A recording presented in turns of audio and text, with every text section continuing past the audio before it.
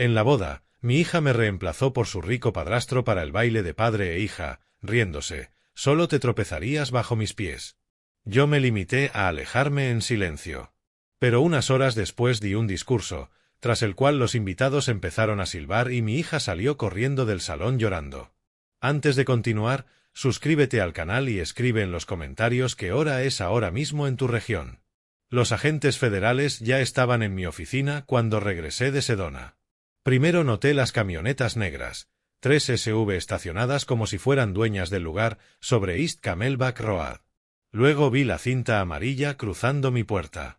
Barnes Tax Consulting, en letras doradas. 35 años construyendo confianza con cada cliente, y ahora parecía una escena del crimen sacada de una mala serie de televisión. Frank Barnes, el agente que dio un paso al frente, tenía esa mezcla particular de cortesía profesional y certeza absoluta que te revuelve el estómago. Soy el agente especial Morrison, de la División de Delitos Financieros del FBI. Necesitamos que venga con nosotros. Me temblaban las manos cuando me mostraron los documentos. $320.000 desaparecidos. El dinero de mi cliente se había esfumado a través de un laberinto de declaraciones de impuestos fraudulentas que supuestamente yo había presentado. El papeleo se veía perfecto. Mi firma, mis códigos de cliente, incluso mi maldita mancha de café en uno de los formularios de diciembre pasado. Señor Barnes, esta cuenta se abrió hace 4 meses. El agente Morrison deslizó un estado de cuenta bancario sobre la mesa de interrogatorio. El rastro muestra transferencias sistemáticas de los reembolsos de sus clientes. Cantidades pequeñas, repartidas. Muy ingenioso. Me quedé mirando el número de cuenta. Jamás lo había visto en mi vida. Alguien me tendió una trampa, dije. Mi voz sonó hueca, incluso para mis propios oídos. No sé quién, pero alguien con acceso a su oficina, a sus sistemas informáticos, a los archivos de sus clientes. Morrison alzó una ceja. Señor Barnes, ¿quién más tiene ese tipo de acceso? Fue entonces cuando me di cuenta de lo perfectamente que me habían incriminado. Mi gerente de oficina se había jubilado hacía 6 meses. Yo llevaba todo solo, excepto cuando Kiara llevaba al pequeño Sammy después de la escuela, excepto cuando Brian, mi yerno, el esposo de mi hija, pasaba a ver cómo estaba el viejo mientras yo salía a almorzar. Brian, que siempre parecía tan interesado en cómo funcionaba mi negocio. Brian, que había pedido usar mi computadora solo para ver anuncios inmobiliarios una docena de veces. Brian, que tenía una llave de la oficina porque, según él, la familia debía poder ayudar. El juicio duró 3 días. Mi defensor público acababa de salir de la Facultad de Derecho y estaba completamente superado. La fiscalía lo tenía todo. Firmas falsificadas que, de alguna manera, se veían exactamente como las mías. Registros de tiempo que mostraban que yo estaba en la oficina cuando se hicieron las transferencias. Incluso mis huellas digitales en la solicitud de la cuenta falsa. Me senté ahí viendo cómo desmantelaban mi vida pieza por pieza y todo el tiempo pensaba, ¿a quién beneficia esto? Entonces Brian subió al estrado. Señor Kelly, está casado con la hija del acusado, ¿correcto? Sí, señor. Brian se veía incómodo, moviéndose en su asiento como si aquello le doliera. Una actuación digna de un Oscar, la verdad. Kiara y yo llevamos 9 años casados. Frank era como un padre para mí. En el último año, ¿notó algo inusual en el comportamiento del señor Barnes? Brian dudó. El momento perfecto, la entonación perfecta. No quería decir nada, es familia. Pero sí, vi algunas cosas que me preocuparon. Mi abogado objetó. El juez desestimó la objeción. Brian continuó, con la voz cargada de una falsa tristeza. Cometía errores, olvidaba cosas. Lo vi trabajar hasta tarde, haciendo cálculos una y otra vez. Una vez llegué y lo encontré moviendo dinero entre cuentas. Dijo que era por eficiencia fiscal, pero me pareció extraño. Pensé que tal vez solo estaba envejeciendo, ya sabe, perdiendo el toque. Quise levantarme y llamarlo mentiroso. Quise gritar que había estado solo en mi oficina docenas de veces, que había tenido todas las oportunidades para montar aquello.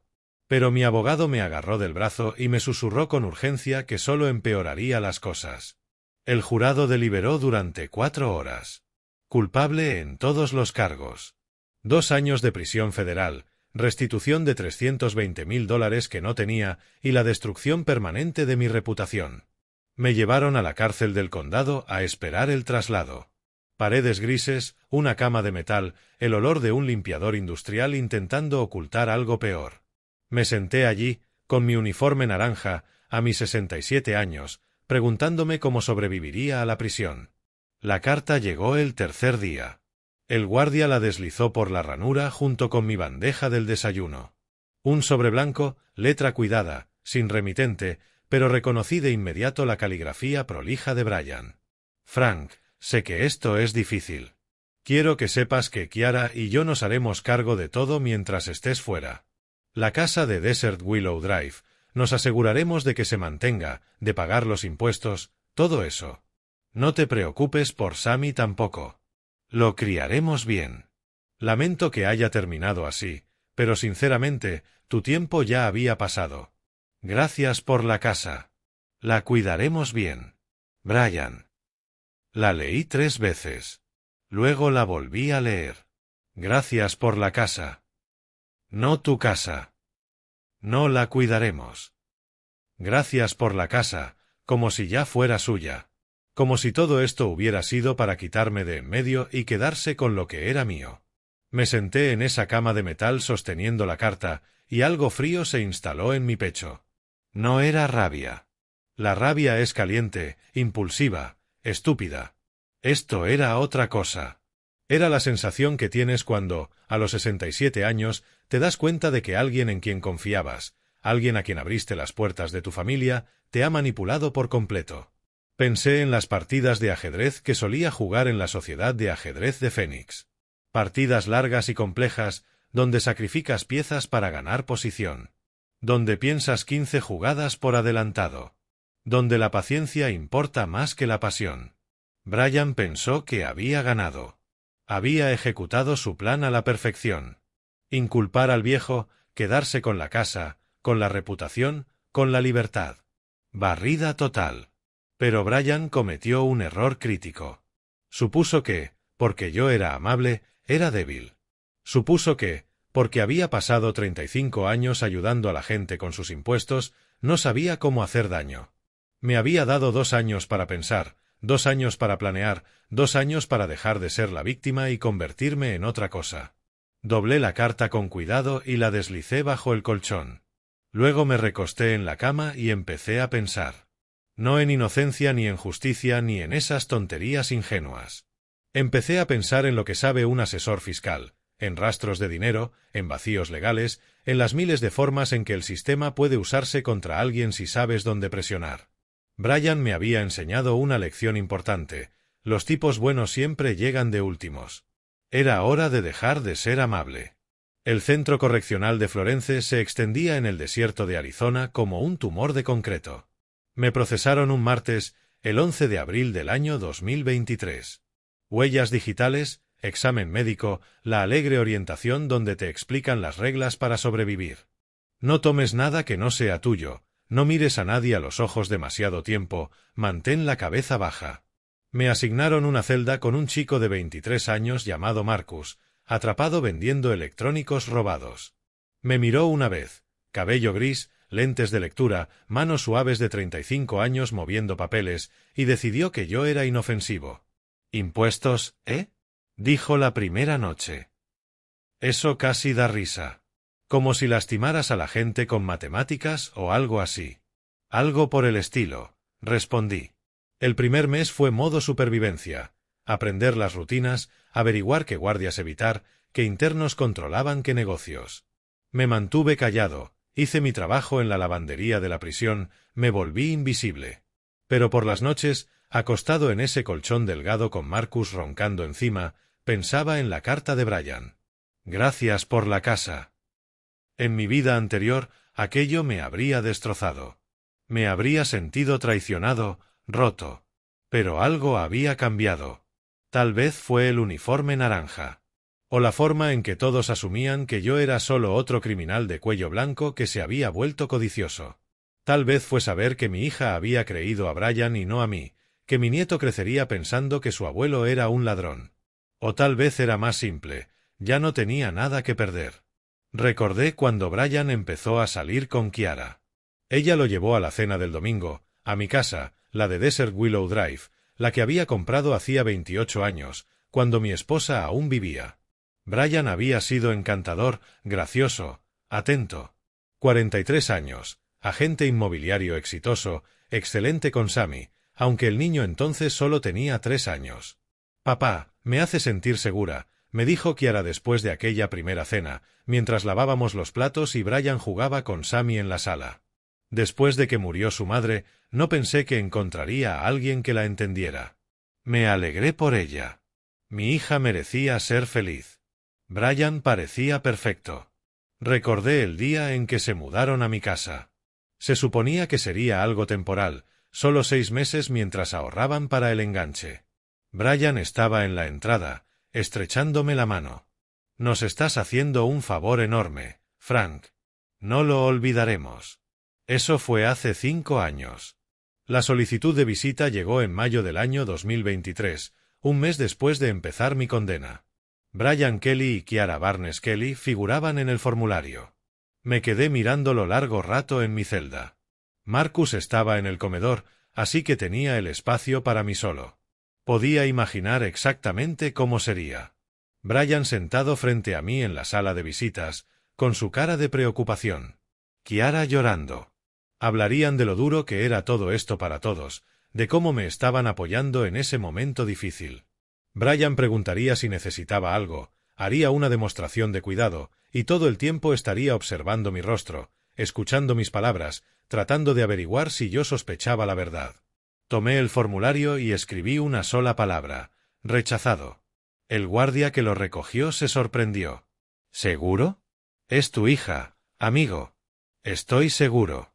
Volvió al mes siguiente y al siguiente. Cada 30 días, como un reloj, Brian Kelly solicitaba visita. A veces con Kiara, a veces solo. Yo las rechazaba todas. Nunca escribí una carta explicando por qué. Nunca envié un mensaje. Solo rechazado, en tinta negra sobre papel blanco, una y otra vez. Quería que se preguntara qué estaba pensando. Quería que se desvelara por las noches intentando descifrarme. Y, sobre todo, quería que se sintiera seguro, que creyera que yo era solo un viejo roto que no podía enfrentar a su familia. Que pensara que había ganado. Que se relajara. La biblioteca de la prisión se convirtió en mi segundo hogar. Era pequeña, tal vez 200 libros, la mayoría destrozados, pero tenían una sección legal. Internos que estaban apelando habían donado sus materiales de investigación con los años. Empecé por lo básico: derecho de fideicomisos en Arizona, planificación patrimonial, códigos fiscales que había memorizado décadas atrás pero necesitaba repasar. Recordé algo que uno de mis antiguos profesores en la Universidad Estatal de Arizona había dicho cuando estudiaba contabilidad en el año 1978: el código fiscal es un arma. La mayoría de la gente simplemente no sabe apuntar. En la sexta semana conocí al oficial Raymond Torres durante mi turno en la lavandería. Supervisaba para asegurarse de que no robáramos los enormes botes de detergente para hacer licor casero. Lo reconocí de inmediato. Yo había hecho sus impuestos durante 12 años. Le había ayudado a deducir una oficina en casa que le ahorró $4,000 en la refinanciación de su hipoteca. Señor Barnes, dijo, genuinamente impactado. ¿Qué demonios hace usted aquí? Mala suerte, respondí en voz baja. Y una buena incriminación. Torres miró alrededor y luego se acercó. Esas declaraciones que mostraron en el juicio no eran su trabajo. Yo conozco su trabajo. Usted es meticuloso. Esos formularios estaban mal hechos. Sí, dije. Yo también lo noté. Me estudió el rostro un momento. ¿Necesita algo? En realidad, dije con cuidado, necesito enviar una carta. No por el correo normal de la prisión. ¿Puede ayudarme? Torres no hizo preguntas. Al día siguiente me trajo un sobre con sello y una hoja de papel. Escribí con cuidado. Señor Bernard Fisher, de Fisher Investigaciones Privadas. Necesito su ayuda para probar que fui incriminado. No puedo pagarle ahora, pero tengo activos a los que podrá acceder una vez que se limpie mi nombre. Por favor, visite a Frank Barnes, Centro Correccional de Florence. Había encontrado el nombre de Bernard en una revista jurídica de la biblioteca. Se especializaba en delitos financieros. Solo tenía que esperar que fuera lo bastante curioso como para venir. 3 semanas después, me avisaron que tenía visita. No era Brian esta vez, sino un investigador privado con autorización. Bernard Fisher tenía 54 años y el cuerpo de alguien que había pasado demasiados años sentado en autos durante vigilancias. Se sentó frente a mí en la sala de visitas y abrió una libreta amarilla. Señor Barnes, recibí su carta. Dígame por qué debería tomar un caso de un interno sin dinero y condenado por malversación. Porque me tendieron una trampa, dije, y porque la persona que lo hizo cometió un error. Se volvió codicioso. Brian Kelly, mi yerno. Revise sus registros bancarios de febrero del año 2023. Pagó $180,000 en deudas justo antes de que desapareciera el dinero de mi cliente. Revise a su socia comercial, Sharon Whitmore. Recibió una consultoría repentina de $45,000 al mismo tiempo. Bernard lo anotó. Eso es circunstancial. Es un comienzo, respondí. Pasé 35 años siguiendo rastros de dinero. Sé cómo funciona esto. Brian tenía acceso a mi oficina, a mi computadora, a mis archivos. Tenía el motivo. Deudas de juego, probablemente, conociendo su perfil. Y me tenía perfectamente colocado para cargar con la culpa. Viejo trabajando solo. Sin testigos. ¿Qué quiere que haga? Encuentre las pruebas. Documente todo. Tengo 2 años para construir el caso. Me incliné hacia adelante. Y Bernard, no solo quiero probar mi inocencia. Voy a destruirlo legalmente, por completo. Quiero que encuentre cada delito que cometió, cada mentira que dijo, cada dólar que escondió. Bernard me observó. Eso no es justicia. Es venganza. Llámelo como quiera, dije. ¿Está dentro? Lo estaba. La siguiente solicitud de visita de Brian llegó 2 días después. La rechacé otra vez, pero esta vez sonreí al escribir la palabra. Porque ya no solo me negaba a verlo. Me negaba a dejarle saber lo que se venía. Esa noche, en mi celda, pensé otra vez en el ajedrez. En cómo los mejores jugadores sacrifican material para ganar posición. En cómo a veces tienes que perderlo todo antes de poder ganar. Brian me había quitado 2 años de vida, mi reputación, mi negocio, mi relación con mi hija. Apostó todo a que yo estaría demasiado roto, demasiado viejo, demasiado débil para contraatacar. Había cometido un error terrible. Saqué el cuaderno que había empezado a llevar, escondido bajo el colchón junto a la carta de Brian. La primera página tenía una línea de tiempo. La segunda, nombres. La tercera tenía una sola frase en la parte superior. La justicia, como el ajedrez, requiere paciencia, estrategia y la capacidad de ver varias jugadas adelante. Estaba jugando a largo plazo ahora, y Brian no tenía idea de que el reloj ya había empezado. 8 meses en prisión te enseñan cosas que no cubren en la escuela de contabilidad. Diciembre del año 2023 llegó con las mismas paredes grises, la misma comida horrible, el mismo conteo matutino en el que todos nos parábamos como ganado esperando ser numerados. Pero algo había cambiado. Ya no esperaba. Estaba cazando. Los informes de Bernard Fisher llegaban cada 2 semanas, introducidos de contrabando por el oficial Torres junto con mi correo regular. Los sensores de la prisión veían documentos fiscales y papeles legales, cosas aburridas de un viejo intentando apelar su caso. Nunca miraban con suficiente atención para ver lo que yo realmente estaba leyendo. Asunto. Brian Kelly realizó un depósito en efectivo de $180,000 el 14 de febrero del año 2023, decía el primer informe de Bernard. Los registros bancarios lo muestran como fondos personales. Kelly pagó deudas pendientes a 3 acreedores distintos dentro de las 48 horas siguientes. La línea temporal coincide con la desaparición de fondos de las cuentas de su cliente. Me senté en mi litera leyendo esto, y Marcus se asomó desde la cama de arriba. «Buenas noticias, viejo». «Material educativo», respondí. «Estoy aprendiendo cómo piensan los criminales». La ironía no se me escapó. Los registros de vigilancia de Bernard pintaban un cuadro interesante. Brian mantenía su rutina como un reloj. Oficina de 9 a 6. Almuerzos en restaurantes caros que en realidad no podía pagar. Copas por la noche con colegas. Vivía a lo grande en mi casa, la casa que creía que algún día sería suya. Fiestas en la piscina en verano. Decoraciones navideñas en invierno. Jugando a la familia feliz con mi nieto en mi jardín. Pero Bernard notó las grietas. Las llamadas tensas en estacionamientos. Las reuniones con una mujer llamada Sharon Whitmore que duraban más de lo que requería la cortesía profesional. La forma en que Brian miraba por encima del hombro cuando creía que nadie lo observaba. «El sujeto parece nervioso», escribió Bernard en su informe de noviembre. «Se observa aumento en el consumo de alcohol. El sujeto ha visitado mensualmente el Centro Correccional de Florence para solicitar visita con usted. Cada vez ha sido rechazada. Esto parece frustrarlo». Eso me hizo sonreír. Bien. Que se pregunte. Enero del año 2024 trajo nieve al desierto.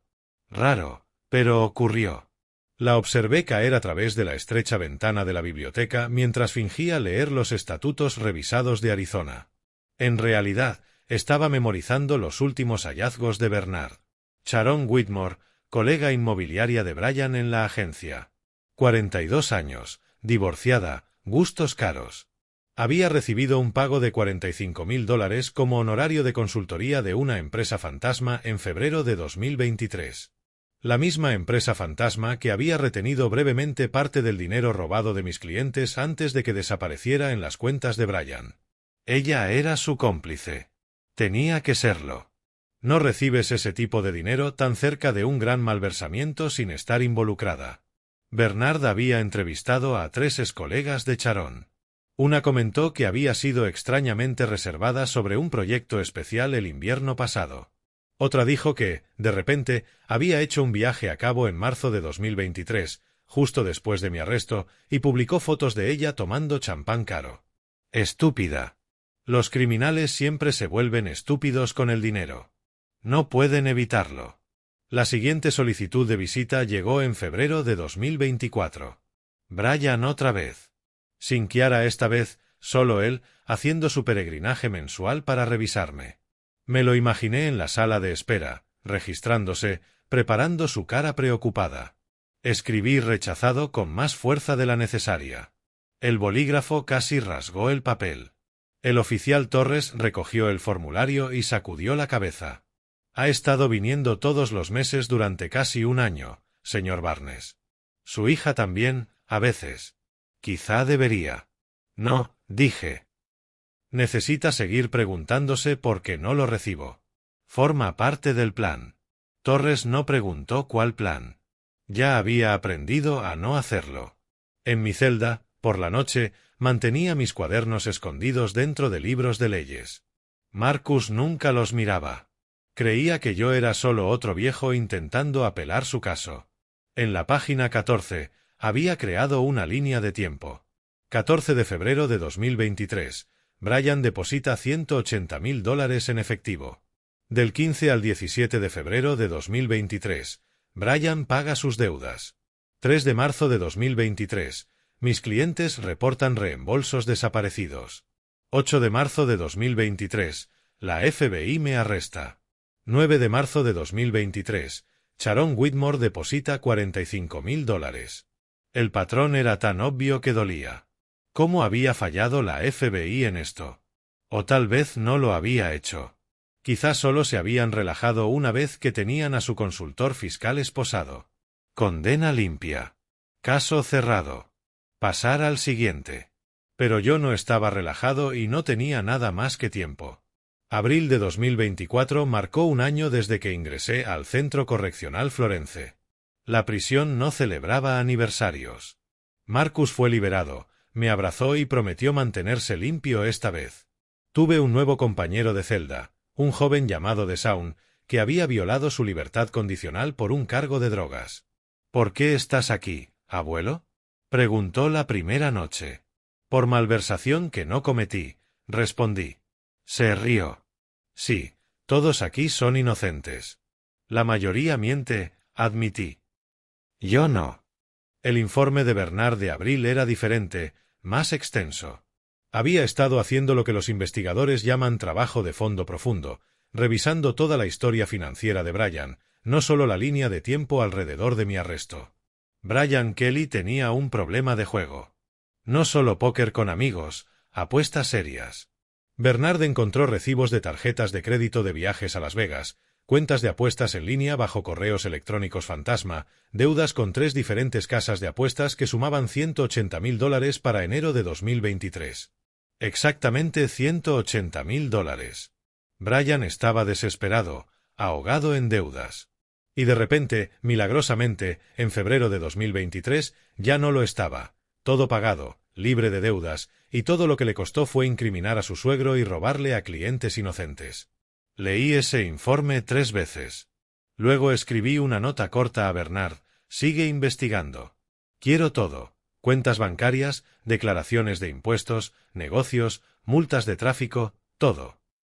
La respuesta de Bernard llegó 2 semanas después. «Entendido». Además, Kelly solicitó visita para mayo, su 12º intento. ¿Debería organizar vigilancia encubierta? Escribí de vuelta: «No, que venga. Que siga viniendo. Quiero un registro de cada visita que intentó. Muestra que sabía que algo andaba mal». No pudo evitarlo. Mayo, junio, julio de 2024. Las visitas continuaban. Los rechazos se seguían enviando. Cada uno era una pequeña victoria. Un recordatorio de que yo estaba controlando este juego ahora, no él. Bernard encontró el punto débil de Sharon Whitmore en agosto: los impuestos. Había declarado esos $45.000 como ingreso de consultoría, pero había usado la mayor parte en gastos personales que no podían ser negocios.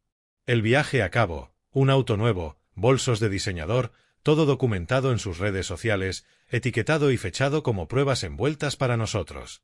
«Whitmore es nuestro punto de presión», escribió Bernard. «Si esto llega a juicio, ella traicionará a Kelly para salvarse, garantizado». Guardé esa información cuidadosamente. No todavía. No hasta que todas las piezas estuvieran en posición. Septiembre trajo noches más frescas y la realización de que llevaba 17 meses encerrado. 17 meses de paredes grises, mala comida y rutinas idénticas. Pero yo no era el mismo hombre que había entrado por esas puertas. Ese hombre había sido blando, confiado, lo suficientemente ingenuo como para pensar que el buen trabajo y la vida honesta significaban algo. Esta nueva versión de mí lo entendía mejor: la vida no es justa. La justicia no está garantizada. Y a veces, la única forma de ganar es jugar la partida larga mejor que tu oponente. La solicitud de visita de Brian para octubre llegó con una nota: «Por favor, Frank, necesitamos hablar. Es sobre Sammy». Usando a mi nieto como cebo. Elegante. La rechacé más rápido de lo habitual. El informe de octubre de Bernard incluía fotografías: Brian luciendo estresado frente a su oficina, Sharon Whitmore almorzando con él, ambos serios. Brian revisando su teléfono constantemente, señal universal de alguien esperando malas noticias.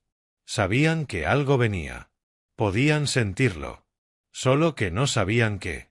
Y eso era exactamente lo que yo quería. Diciembre de 2024 llegó frío y claro. 4 meses para mi liberación. Hora de dejar de reunir información y empezar a construir armas. Mi defensor público había sido inútil durante el juicio, pero Bernard había encontrado a alguien mejor: Michael Córdoba, un abogado penal que realmente creía en mi inocencia después de ver las pruebas. Córdoba me visitó el 3 de diciembre, con un maletín lleno de documentos y un plan. «Señor Barnes, el caso para su apelación es sólido», dijo en la sala de visitas.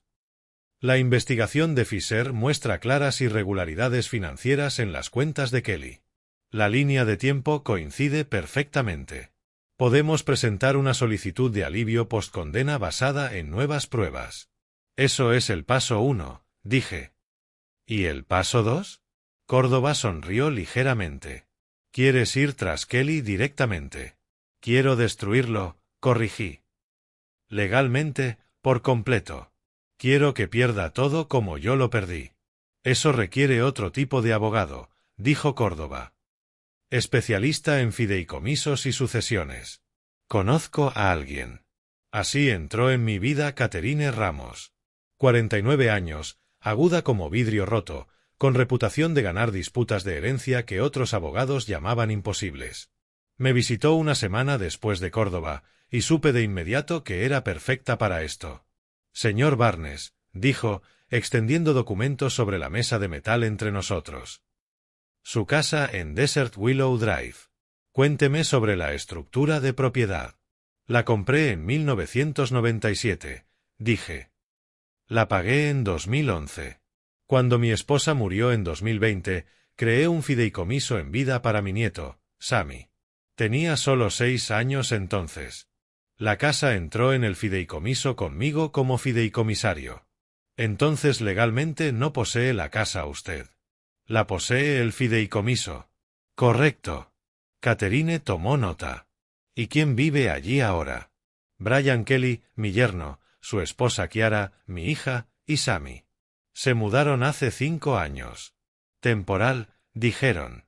Luego me arrestaron, y de repente la tratan como si fuera de ellos. La pluma de Catherine se movió sobre su cuaderno. ¿Les dio permiso para quedarse mientras estaba encarcelado? No.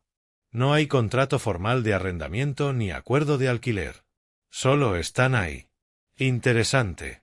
Catherine levantó la vista. Según la ley de Arizona, si el fideicomisario está incapacitado o encarcelado, el fideicomiso entra en estado latente hasta que el fideicomisario pueda reanudar funciones o se designe un sucesor. Pero aquí está lo que su yerno no sabe. Todavía puede actuar como fideicomisario desde prisión mediante un representante designado. Y si es liberado, puede activar una cláusula que requiera revisión de todas las ocupaciones. En inglés, por favor. Puede desalojarlos legalmente y no lo verán venir hasta que sea demasiado tarde. Por primera vez en 20 meses, sentí algo parecido a la esperanza. No del tipo cálida, sino fría, calculadora, la que surge al ver la debilidad del enemigo. ¿Cuánto tiempo llevará prepararlo? Necesitaré acceso a los documentos originales del fideicomiso, presentar algunos papeles. Tal vez 6 semanas. Su fecha de liberación es el 12 de marzo de 2025. Correcto. Entonces me aseguraré de que todo esté listo. El aviso de desalojo se podrá entregar 90 días después de su liberación, 10 de junio, a mitad de verano, cuando la vivienda es cara y escasa.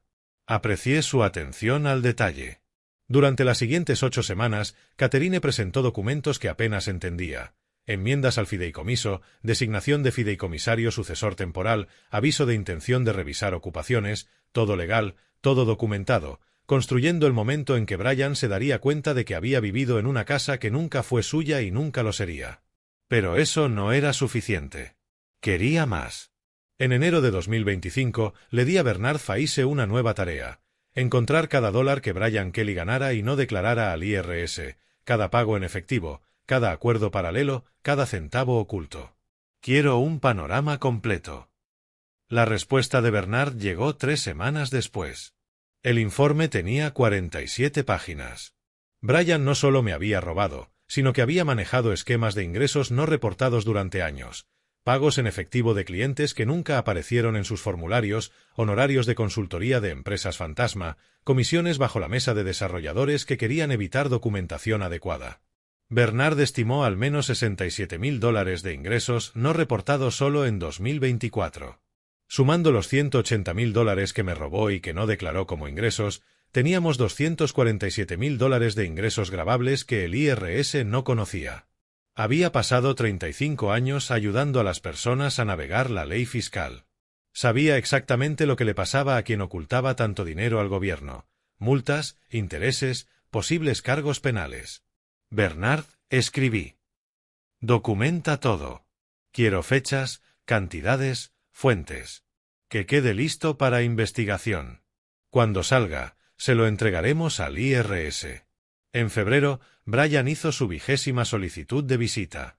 20 meses intentando verme. 20 meses recibiendo un no. Me preguntaba si Kiara sabía lo obsesionado que se había vuelto. Me preguntaba si se cuestionaba por qué su padre se negaba a ver a su propia familia. Que se pregunte.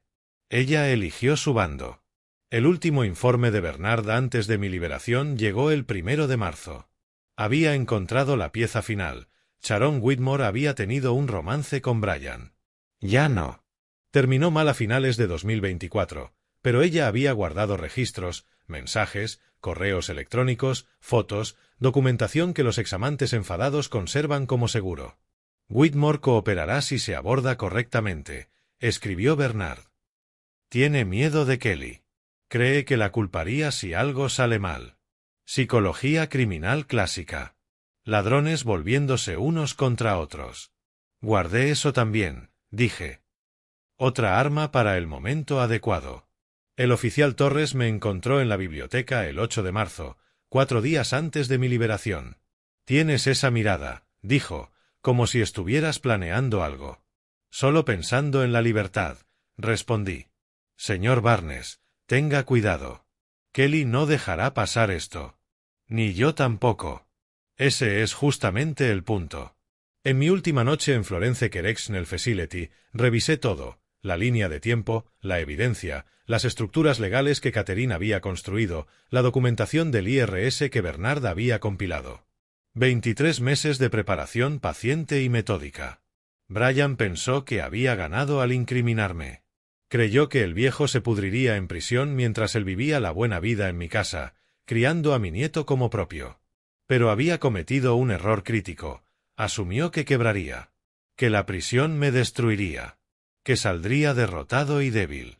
En cambio, pasé 23 meses convirtiéndome en alguien nuevo, más duro, alguien que entendía que los chicos buenos terminan últimos y yo había terminado de ser bueno. Aprendí algo importante del ajedrez. A veces sacrificas una pieza para ganar posición. A veces pierdes la reina para preparar jaque mate. Brian había tomado 2 años de mi vida. Ahora yo iba a tomarle todo, y sería completamente legal. Febrero de 2025, un mes para mi libertad. Ahí fue cuando Brian finalmente se dio cuenta de que algo andaba mal. El oficial Torres me entregó la notificación con expresión grave. Alguien ha estado haciendo preguntas sobre usted afuera. Un investigador privado llamado Danny Moss. Licencia barata. Opera en un centro comercial. Ha estado llamando al centro, tratando de confirmar sus registros de correspondencia. Lo esperaba. Bernard me había advertido que Brian podría ponerse nervioso eventualmente. 22 meses de visitas rechazadas despertarían sospechas a cualquiera, especialmente a alguien con tanto que perder. Que indague, dije. No encontrará nada que le ayude. Pero Torres parecía preocupado. Señor Barnes, si Kelly sabe que está trabajando con abogados, podría intentar algo preventivo. Confío en ello. 3 días después, Catherine Ramos llamó. Su voz por el teléfono de la prisión estaba cargada de ira controlada. Frank, tu yerno acaba de presentar una demanda de usucapión sobre tu casa. Alega 2 años de ocupación continua con mantenimiento durante tu encarcelamiento. Argumenta que el fideicomiso es inválido porque no puedes actuar como fideicomisario desde prisión. Sonreí. El guardia que monitoreaba la llamada probablemente pensó que estaba loco. Catherine, eso es justo lo que necesitábamos. Solo puso sus intenciones por escrito. Registro público. Ha documentado su codicia para nosotros. ¿Sabías que lo haría? Esperaba que sí. Brian es inteligente, pero entra en pánico bajo presión. Se ha sentido seguro durante demasiado tiempo. Esas visitas mensuales que seguía intentando hacer, estaba revisando que yo no planeara nada. Ahora sabe que sí lo hago, así que intenta tomar la casa antes de que salga. Predecible. Puedo bloquear esta solicitud. Hay un error técnico en su papeleo. Listó al propietario como usted personalmente, no como el fideicomiso Samuel Frank Kelly. Error básico, pero invalida toda la petición. Hazlo. Haz que parezca incompetente. Y Catherine, asegúrate de que el rechazo se registre públicamente también. Quiero un rastro de papel de él intentando robar del fideicomiso de su propio hijo. Entendido. Frank, te has vuelto frío. No, dije. Solo dejé de ser cálido. El informe final de Bernard antes de mi liberación fue completo. Había rastreado los movimientos de Brian durante las últimas 3 semanas. Múltiples reuniones con su investigador privado principal, almuerzos largos con Sharon Whitmore discutiendo lo suficiente para que mesas cercanas escucharan, viajes nocturnos frente a Florence como intentando reunir valor para exigir respuestas que yo no daría. Las deudas de juego habían regresado. Bernard encontró registros de Brian visitando un casino en Tucson 2 veces en enero, perdiendo dinero que no tenía. El patrón se reafirmaba. Estrés hacía que apostara.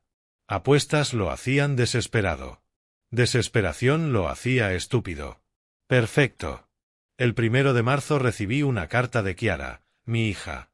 Su letra temblaba, incierta. Papá, Brian dice que has estado tramando algo. Que contrataste abogados para intentar quitar la casa. No es cierto, ¿verdad? Hemos estado cuidando todo mientras estabas fuera. Pagamos impuestos, mantuvimos el jardín, todo. Esta es nuestra casa ahora. Tomó el papel con las manos temblorosas. Eso es un aviso de desalojo, continuó Catherine. Tienes 90 días para abandonar la propiedad. 10 de junio de 2025.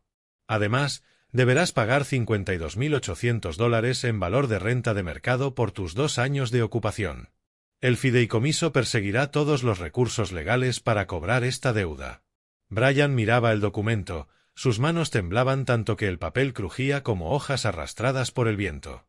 Su rostro había pasado del gris de periódico a algo más cercano al blanco tiza. El sudor le perlaba la frente, a pesar de la fresca mañana de marzo. No pueden hacer esto, susurró. Tenemos derechos. Posesión adversa. Presentaste esa solicitud y fue rechazada ayer, dijo Catherine. Errores técnicos. Es un registro público. Intentaste reclamar propiedad que estaba en fideicomiso para tu propio hijo. Eso demuestra intención de fraude, lo cual será muy interesante para los fiscales cuando revisen el caso del señor Barnes. Esto es una locura. La voz de Brian se quebró hacia arriba. Frank, estás haciendo esto por enojo.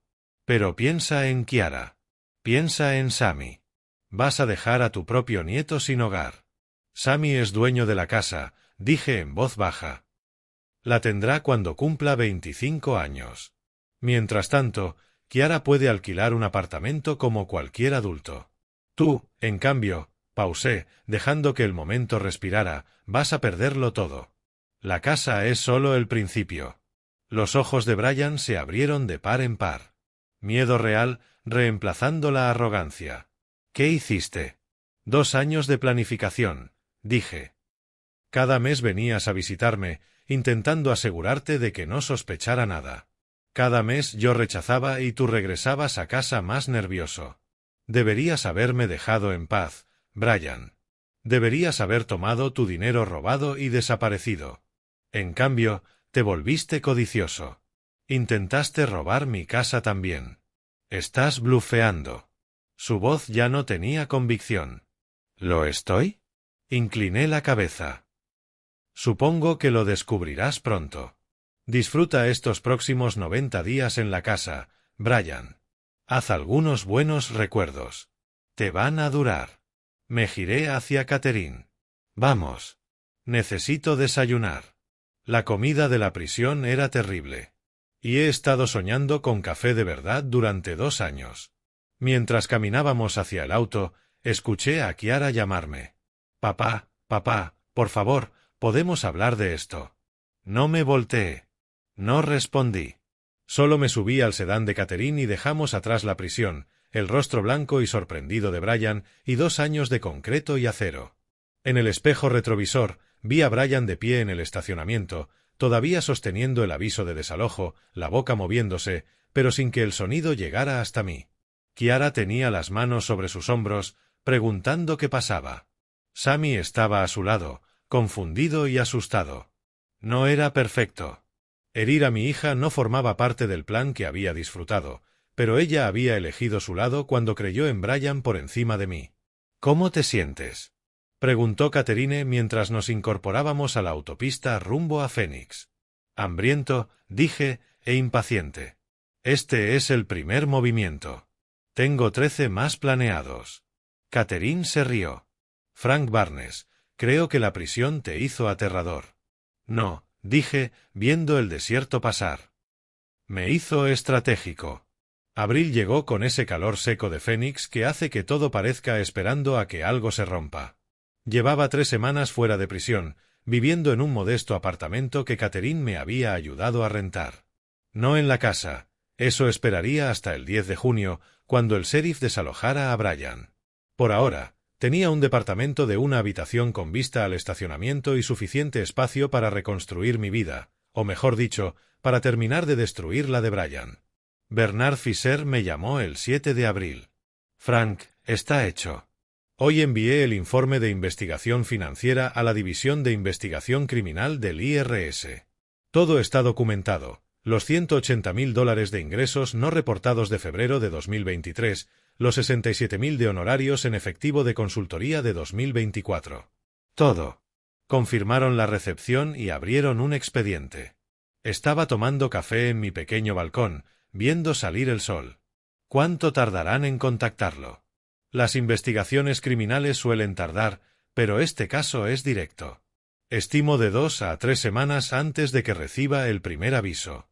Cuando vean que no reportó ingresos que coinciden exactamente con los fondos malversados de tu caso, conectarán los puntos rápido. Bien, dije. Ese es el punto. La belleza del asunto era simple, no había hecho nada ilegal. Bernard había compilado registros financieros públicos. Yo había presentado un informe ciudadano detallado al IRS, algo que cualquier estadounidense puede hacer si sospecha fraude fiscal. Que el sospechoso fuera mi yerno que me había incriminado por malversación era solo contexto. Michael Cordova, mi abogado defensor, seguía los intentos de Brian por luchar contra el desalojo. Ha contratado 3 abogados diferentes, me dijo durante un almuerzo en un diner del centro. Cada uno le ha dicho lo mismo, el fideicomiso es irrompible. Uno de ellos se rió cuando Brian sugirió la posesión adversa después de que rechazaran su solicitud. La comunidad legal estaba empezando a hablar de él, y no favorablemente. Su reputación se estaba desplomando. Los agentes inmobiliarios viven de referencias y confianza. Ya se corría la voz. Brian Kelly intentó robar propiedad del fideicomiso de su propio hijo. Su oficina comenzó a distanciarse de él. Comí un bocado de mi sándwich. Sabía mejor que cualquier cosa que hubiera probado en 2 años. ¿Y Sharon Whitmore? Pregunté. Sigue empleada en la misma agencia, pero muy callada. Sin actividad en redes sociales, sin apariciones públicas. Si yo fuera ella, estaría nerviosa. Sharon debía estar nerviosa. La investigación de Bernard había dado al IRS todo lo necesario para ver su papel. Los $45.000, la línea de tiempo, la conexión con la empresa fantasma. Había ayudado a lavar dinero robado y tomado su parte. En cuanto el IRS comenzara a investigar a Brian, la encontrarían. La pregunta era, ¿entraría en pánico primero? El 23 de abril tuve la respuesta. Catherine llamó a las 9 de la mañana. Frank, Sharon Whitmore acaba de contactar al FBI. Se ofrece a cooperar a cambio de inmunidad. Asegura que Brian Kelly falsificó documentos a tu nombre, que ella ayudó a mover dinero sin saber que era malversado y está dispuesta a testificar. Apoyé cuidadosamente la taza de café. Está delatándolo por completo, dije. Tiene miedo. El IRS la contactó la semana pasada sobre ingresos no reportados y se dio cuenta de que enfrenta posible prisión. Está tratando de salvarse entregando a Brian. ¿Le darán inmunidad? Probablemente. Es una jugadora menor con evidencia contra el principal culpable. El FBI y el IRS quieren más a Brian que a ella. Frank, esto significa que tu apelación acaba de fortalecerse mucho, dijo Catherine. Si Sharon testifica que Brian te incriminó, eso es evidencia directa de tu inocencia. Me levanté y fui a la ventana de mi apartamento. Abajo, en el estacionamiento, la gente hacía su vida normal. Ninguno sabía que en algún lugar de la ciudad el mundo de Brian Kelly se estaba derrumbando. ¿Cuándo se entera Brian? Pregunté. Probablemente ya lo sabe. El IRS envía los avisos por correo certificado y mediante contacto oficial. Supongo que recibió la carta ayer o hoy. Me lo imagino abriendo ese sobregrueso de la agencia tributaria, con la división de investigación criminal en la parte superior, la contabilidad detallada de $247.000 de ingresos no reportados. El cálculo de multas, intereses y retroactivos, sumando $340.000. La realización de que esto ya no se trata de la casa. Esto es sobre su libertad. Bernard llamó 2 horas después. Frank, Brian acaba de intentar contactarme. Dejó 3 mensajes de voz. Está entrando en pánico. Quiere saber si hay alguna forma de arreglar esto antes de que las cosas empeoren. No hay, dije. El IRS no negocia con evasores fiscales, especialmente con los que cometieron fraude para ocultar malversación. ¿Le respondiste? No, no soy su investigador. Mi trabajo está hecho. Reuní evidencia y la entregué a las autoridades correspondientes. Lo que pase ahora depende de ellos. Perfecto, dije. Que entre en pánico. Que pruebe todas las puertas y las encuentre cerradas. Aquella tarde recibí un correo electrónico de una dirección que no reconocía. El asunto decía: por favor, necesitamos hablar. Casi lo borré, pero algo me hizo abrirlo. Frank, sé que estás enojado. Tienes todo el derecho, pero por favor, ¿podemos encontrarnos? Solo tú y yo. Sin abogados, sin juegos. Necesito explicarte algunas cosas. Hay más en esta historia de lo que sabes. Brian, lo leí 3 veces. Luego lo reenvié a Catherine y Michael con una nota, documentación de intento de contacto. Mantener política de no comunicación. Michael respondió en minutos. Buen instinto. Está buscando cualquier manera de controlar la narrativa o obtener información sobre lo que sabes. No interactúes. No lo hice. Brian había pasado 2 años en mi casa haciendo el papel del yerno preocupado mientras yo podrido en prisión. Había tomado sus decisiones. Ahora podía vivir con las consecuencias. El clima de abril se calentó. Mi apartamento no tenía gran aire acondicionado, pero no me importaba. Pasaba mis días recorriendo Phoenix, reaprendiendo la ciudad que había dejado atrás, los cafés que habían abierto mientras yo estaba fuera, los restaurantes que habían cerrado, cómo había cambiado el centro. También pasaba tiempo en la Sociedad de Ajedrez de Phoenix. Mi membresía antigua seguía activa, la habían mantenido como cortesía tras mi arresto. Algunos jugadores habituales me reconocían. La mayoría era cortés, pero distante. Un jugador mayor, un abogado retirado llamado Arthur, se sentó frente a mí una tarde. Frank Barnes, dijo. Seguí tu caso. Mucha gente pensó que eras culpable. Mucha gente estaba equivocada. Eso escucho, dije, preparando mis piezas. Arthur movió un peón. Dicen que las cosas están cambiando para ti. Tu yerno tiene problemas, ¿verdad? Eso parece, respondí. Problemas fiscales, investigación criminal. Muy desafortunado. Arthur sonrió levemente. ¿Sabes qué aprecio del ajedrez, Frank? Recompensa la paciencia. Por eso me gusta también, dije. Jugamos en silencio cómodo. Gané en 37 movimientos, una victoria lenta y metódica que aplastó su posición pieza por pieza hasta que su rey no tuvo donde moverse. Arthur me dio la mano después. Bienvenido de nuevo, Frank. Phoenix necesita más jugadores como tú. El 30 de abril, Bernard me envió un mensaje. Whitmore se reunió con el FBI y el IRS hoy, 3 horas. Les entregó todo, documentos, correos electrónicos, mensajes de texto, grabaciones. Brian se acabó. Esa noche, me senté en mi balcón viendo el atardecer sobre la ciudad. En algún lugar allá afuera, Brian probablemente veía lo mismo, pero su puesta de sol era muy diferente. Observaba cómo todo lo que había robado se quemaba, la casa que intentó tomar, el dinero que escondió del IRS, ahora evidencia en su contra. La esposa que creyó en él estaba a punto de conocer la verdad. Sharon Whitmore testificaría. La evidencia demostraría que Bryan falsificó mi firma, robó el dinero de mis clientes y me incriminó por sus crímenes. Mi condena sería anulada. Su vida destruida. Y yo no habría violado ni una sola ley para lograrlo. Eso es la venganza bien hecha. Cuando lo haces correctamente, no necesitas violencia ni amenazas, ni actos ilegales. Solo paciencia suficiente para dejar que tu enemigo se destruya con las mismas herramientas que usó contra ti. Bryan había usado la ley para incriminarme. Yo ahora la usaba para exponerlo. La justicia no siempre es bonita, pero es suficiente. Quizá había pensado que ahora era suyo. Tomé el rey blanco y lo sostuve por un momento. Luego lo coloqué de nuevo en su posición inicial. Jaque mate, dije en voz baja. Agosto de 2025. El verano de Phoenix alcanzó su punto máximo.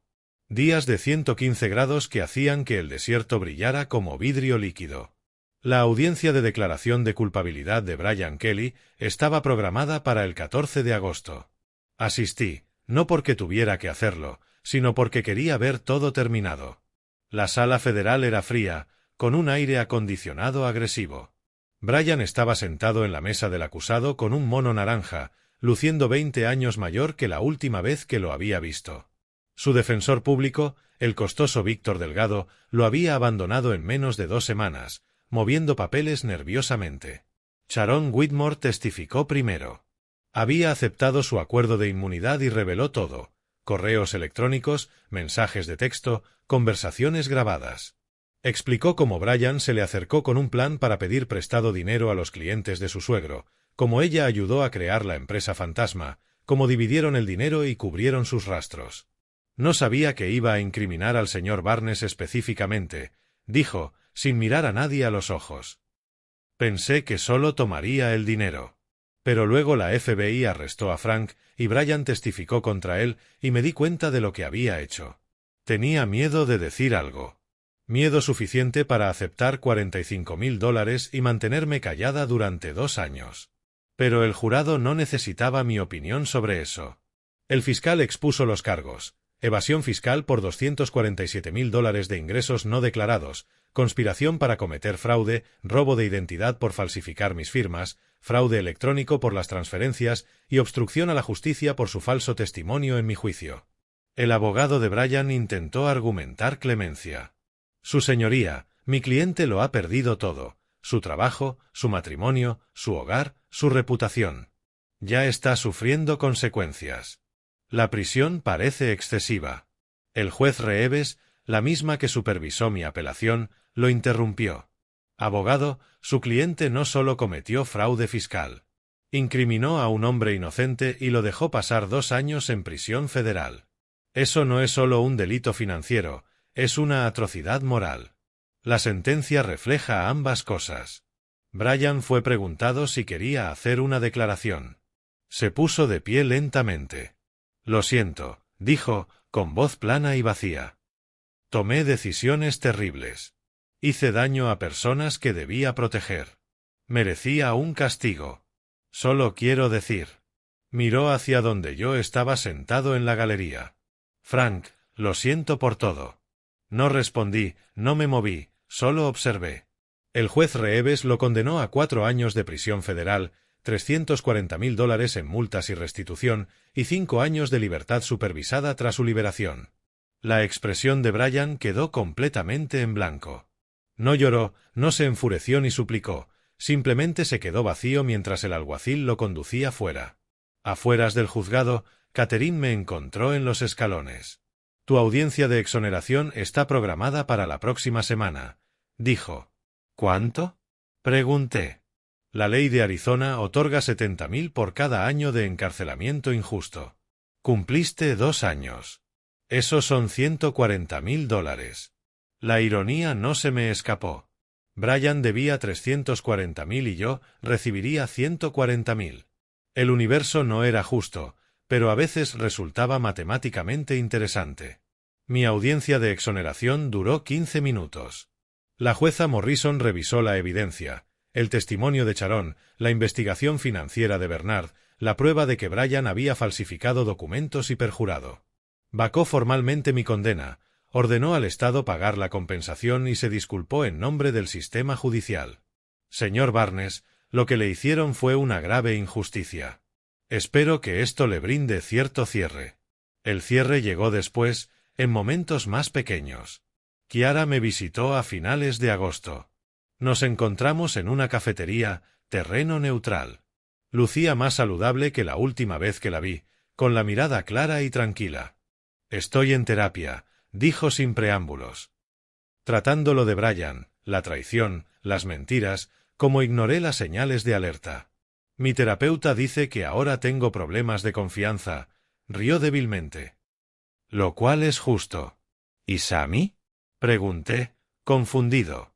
No entiende realmente por qué papá se fue o por qué nos mudamos de la casa de abuelo. Estoy tratando de explicarlo de formas que un niño de 8 años pueda procesar. Hizo una pausa. Papá, sé que no merezco perdón. Sé que elegí mal, pero quiero que sepas que estoy trabajando para ser mejor, por Sammy, por mí. Lo sé, dije. Y Kiara, llegaremos allí. Tomará tiempo, pero llegaremos. Sigues siendo mi hija. Lloró entonces. No sollozos dramáticos, solo lágrimas silenciosas de alivio. No nos abrazamos ni hubo momento cinematográfico, solo nos sentamos tomando café mientras ella procesaba todo, pero fue un comienzo. Septiembre trajo clima más fresco y nuevas rutinas. Me mudé de nuevo a la casa en Desert Willow Drive. El fideicomiso me pagaba una modesta tarifa de gestión de propiedad hasta que Sammy cumpliera 25 años. Pasé semanas arreglando lo que Brian había descuidado, repintando habitaciones y restaurando los daños que había causado. En la sala instalé mi viejo banco de trabajo para restaurar relojes, el hobby que había abandonado durante el estrés de dirigir mi práctica. Compraba relojes antiguos rotos en ventas de bienes y pasaba las tardes devolviéndolos a la vida. Había algo satisfactorio en tomar cosas rotas y hacer que funcionaran de nuevo. Sammy venía los sábados. Kiara lo dejaba por la mañana y pasábamos el día juntos. Le enseñé ajedrez usando mi antiguo juego de piezas talladas a mano. Era inteligente, hacía buenas preguntas, pensaba 3 movimientos por delante, incluso con 8 años. Abuelo, ¿por qué la noche se mueve raro? Preguntó durante nuestra tercera lección. Porque a veces el mejor camino no es recto, dije. A veces hay que pensar diferente para ganar. Lo consideró, luego movió su caballo para atacar mi rey y torre. Así, sonreí. Exactamente así. No retomé Barnes Tax Consulting, esa vida había terminado. En cambio, me convertí en consultor para la Oficina del Fiscal General de Arizona, especializado en investigaciones de fraude financiero, ayudando a los fiscales a comprender esquemas fiscales complejos, operaciones de lavado de dinero y patrones de malversación. 2 años estudiando leyes en prisión me habían hecho valioso. Sabía cómo pensaban los criminales, sus patrones, errores y debilidades, y era muy bueno ayudando a las autoridades a atraparlos.